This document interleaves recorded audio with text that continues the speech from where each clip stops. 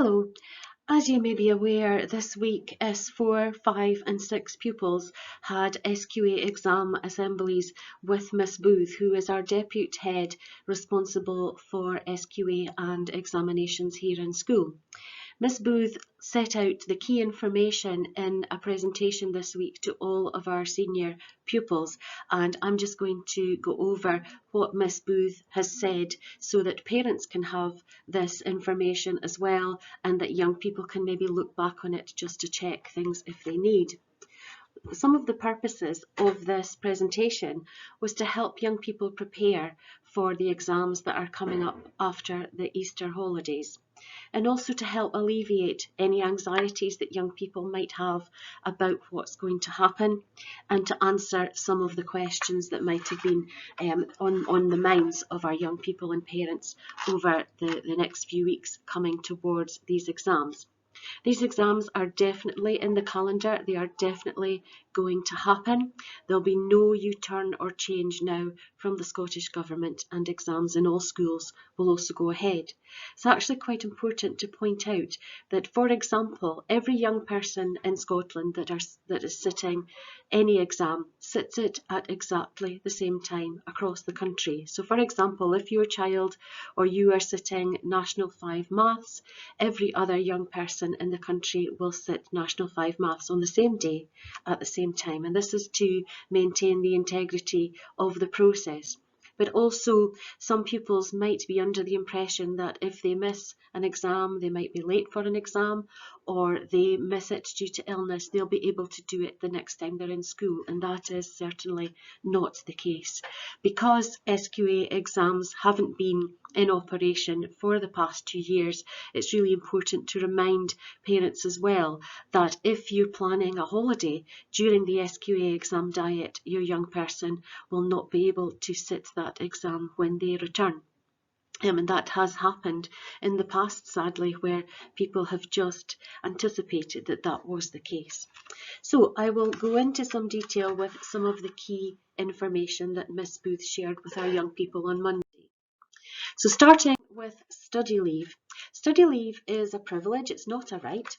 Pupils should be using their time constructively and effectively during this time. During study leave, pupils are likely to be working on a range of activities, which include studying in between the exams that they will have. Teachers may contact students to come into school potentially to complete coursework and a unit assessment work if that's appropriate for that young person. And also, preparation for further study may include any background reading and preparation for next year's courses to give them a head start, but also helping update and enhancing personal profiles and CVs for any future applications. So there's a lot that can be going on to complement the study time that young people have in between their exams. So Monday the 25th of April is the first day of study leave. So pupils return to school on Monday the 18th of April following the spring break, and they're back in school for a full week, and then they're on study leave from that Monday the 25th. That study leave will last right up until Wednesday the 1st of June, and when the exams will be finished on that date, and young people are not in school and timetabled in normal classes during those few weeks. They are out on study leave. If young people are returning to school for 5th year or for 6th year, they will be expected back in school on Monday the 6th of June, because there are 2 holidays at the end of that first week of June for the Queen's Platinum Jubilee. The last day of school for any pupils who are not returning is Friday the 22nd of April. That's the end of the first week back after the spring break. So the expectations during study leave is that pupils study and revise for their national qualifications, obviously, and complete any outstanding internal assessments or unit assessments and coursework that might be appropriate for them, and again to prepare for further study or potentially employment beyond school. When pupils come into school during study leave, they must sign in at reception, and they also must be wearing school uniform. There'll be no access to the school unless they are wearing school uniforms, so we can maintain that standard of dress for a good work ethic in school, and also to give a good example to our younger pupils who will still be in school and in uniform. They must sign in also at study areas, and we advise them to book into the library in advance to avoid disappointment. Pupils should not be wandering about the school corridors or the community areas before or after an exam. And students coming in from home should come into school for their exam and return after the exam, unless they are a bus pupil and have to wait till the end of the school day for their bus. And pupils whose exams are finished before the end of study leave should stay at home and use that time constructively, because our senior timetable is suspended during study leave. We also advise that during the study leave, pupils get lots and lots of rest and eat well and stay hydrated as well, to keep their own health up to scratch during this challenging time. So the exam diet in itself, the personalised timetables will come to each individual young person, but it's very important that they take note of that personal timetable, because it will give the times and dates of all their exams, the venues and the seat numbers, and any special arrangements that might have been made. For example, if they're entitled to extra time, a reader, a scribe, or digital papers. But if they lose their personalised timetable, they should contact the school office, and the pupils will get those personalised ones in good time. It's also good to cross-reference those personalised timetables with the main SQA timetable, which is on the website, and minor adjustments will be made to individual school timetables to fit in things like I'll give you an example. To avoid the bell ringing in the middle of a modern languages listening exam, for example, we might tweak at exam time by 10 minutes or so, if an interruption of that sort will disrupt an exam. So it's very important that you cross-reference that SQA exam timetable with the young person's personalised timetable. And again, local arrangements, as I've said, for bells ringing and things, and also that personalised one gives the actual venue and the seat number too, which is really helpful to young people. Young people should also have their SCH, their Scottish candidate number with them. And in the booklet that they're going to receive, we're waiting for booklets to come from the SQA. They can sign up to My SQA, which I'll say a bit more about, but also there's a card on that booklet that will have a pop-up with the SCN numbers, Scottish candidate numbers, which the pupils can write those on and carry with them. If there are any accuracies on their exam information, we ask pupils to check that, because their certificates need to have the correct name and spelling and the correct address, so that their final certificates can be sent through the post with accurate information. Exam venues and seat numbers will also be posted on the notice board outside Miss Booth's office in S54 and outside the main games hall on a daily basis, so pupils can actually check and cross-reference with that visible information. So that we ask that young people are also prepared and bringing the right equipment that they need. And it's really important, for example, that they can only use blue or black ink pens, and gel pens are not appropriate for exams. And they need to bring the items they need for that specific subject, for example, a ruler or a calculator for a calculator paper. Pupils should arrive at the exam venue in good time, at least 10 minutes before the start of each exam, so that final checks can be made. Each pupil will need their Scottish candidate number for every exam.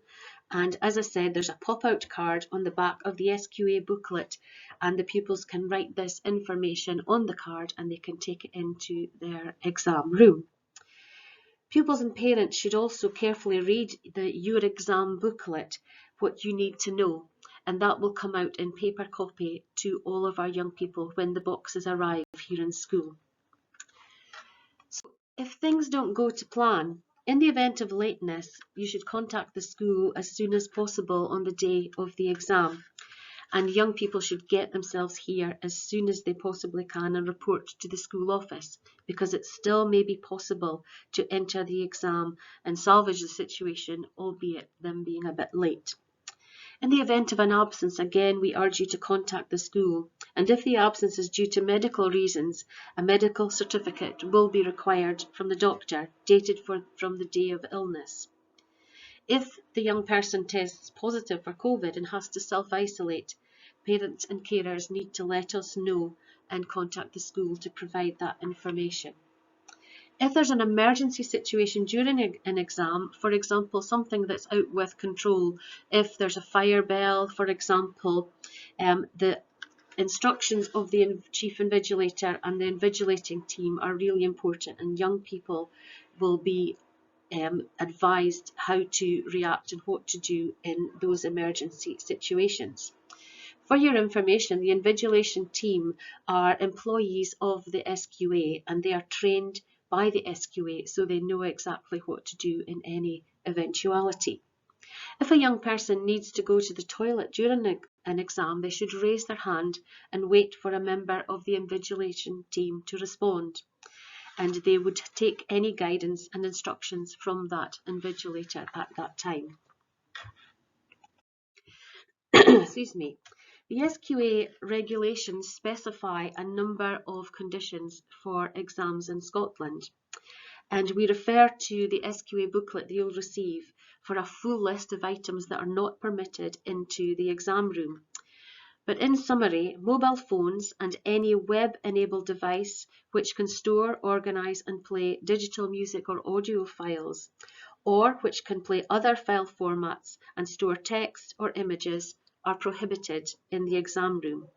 These include earpods and AirPods, iPods, tablets and smartwatches and phones.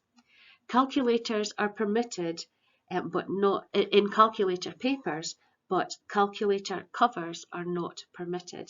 Neither are pencil cases, calculator cases, and dictionaries except when allowed, and notes except when allowed. There are a couple of exceptions to bringing notes in. For example, dance exams, they can bring notes in.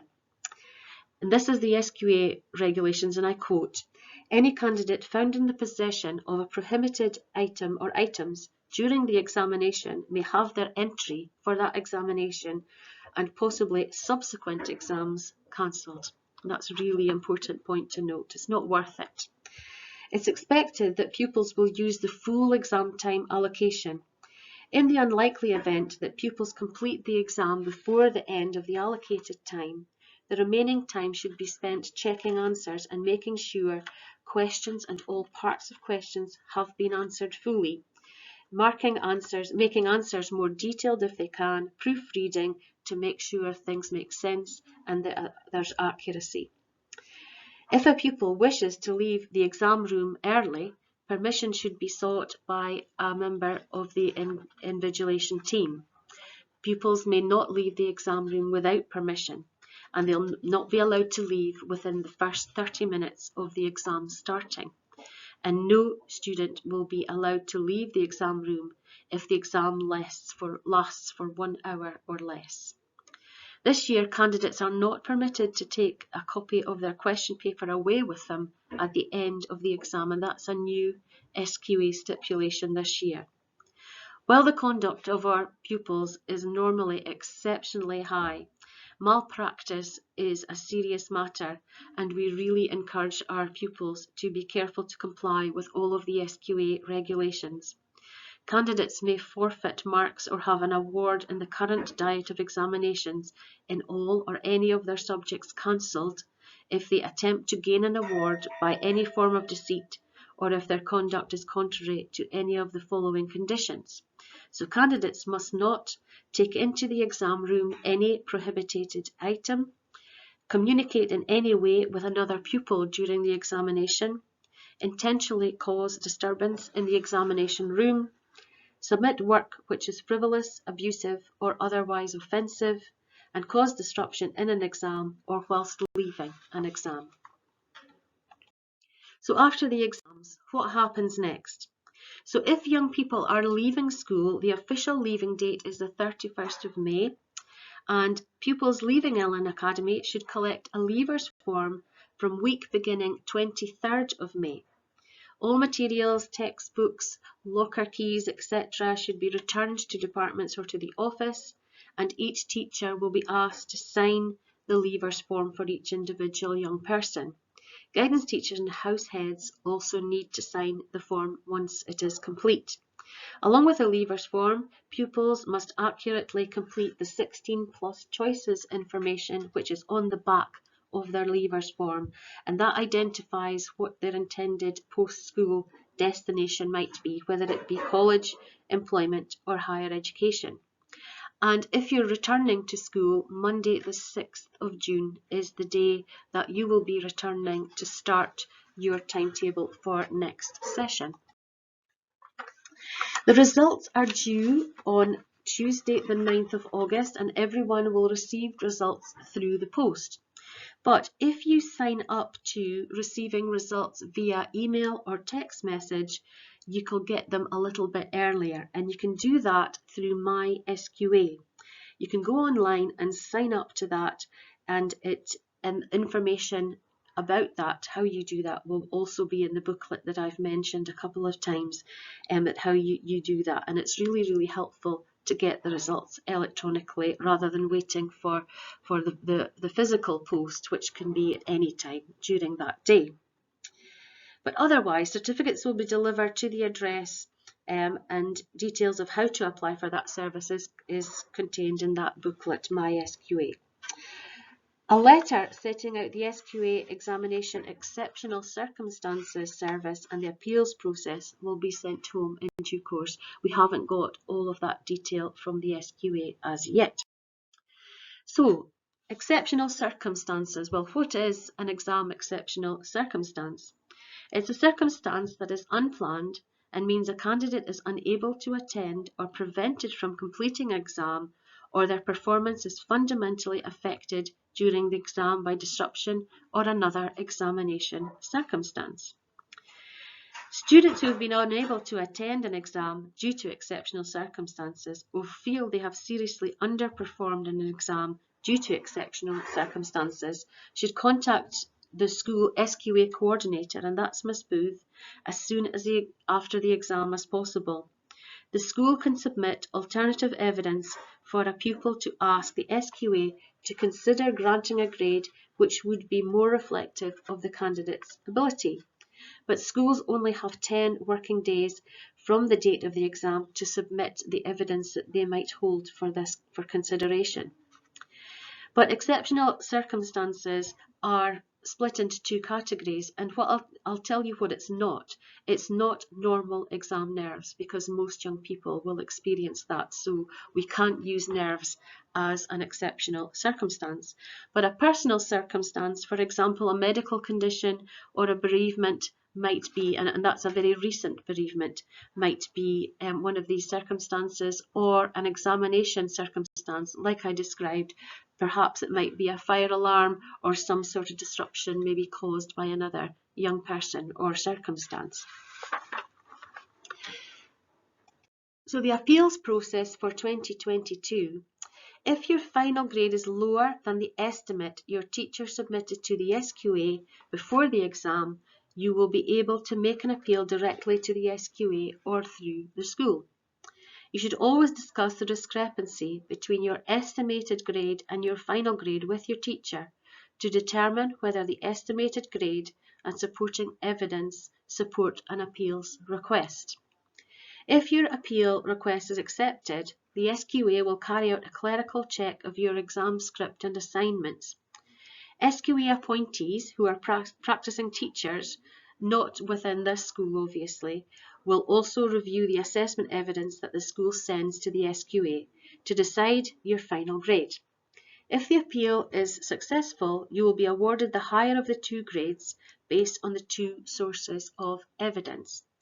We will send a separate letter to parents to explain this more fully when the SQA send us the finer detail of this appeals process, but it is a free service for young people. So finally, we would like to say, and I would like to say on behalf of the school and the senior leadership team and all the staff, that we want to wish everyone the very, very best of luck in their exams. And it's an opportunity to showcase the hard work that most young people have given to their subjects over the past few years, and a great opportunity to really show what you can do on the day of the exam. It also helps, and for those young people who are moving on, good luck to them with their exams, but also with their future next steps once they leave Ellon Academy. So we just finally want you to make yourselves proud and your families proud, and us as a school proud of you too. Thank you.